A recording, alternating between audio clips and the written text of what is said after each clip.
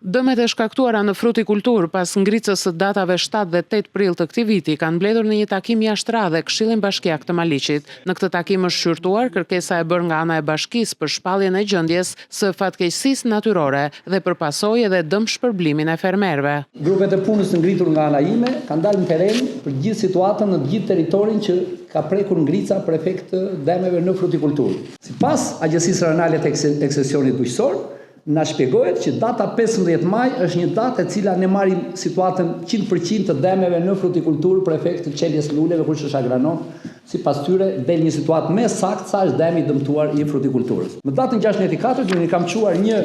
informacion mbi situatën e shkaktuar nga ngricat në frutikulturë të Bashkisë Maliq, Agjencisë Kombëtare të Mbrojtjes Civile që është institucioni bazë, i cili mund të marrë masa, mund të propozojë vendimarrje në Këshillin e Ministrave për shpalljen e situatës së mëdhtë. Të djathtët kanë kërkuar ngritjen e një komisioni nga ana e Këshillit Bashkiak për verifikimin e dëmeve dhe përgatitjen e një raporti i cili mund t'i dërgohet organeve kompetente për të bërë të mundur shpalljen e gjendjes së fatkeqësisë natyrore në këtë bashki. Ky këshill duhet dali sot apo në mbledhjen e ardhshme ta miratojë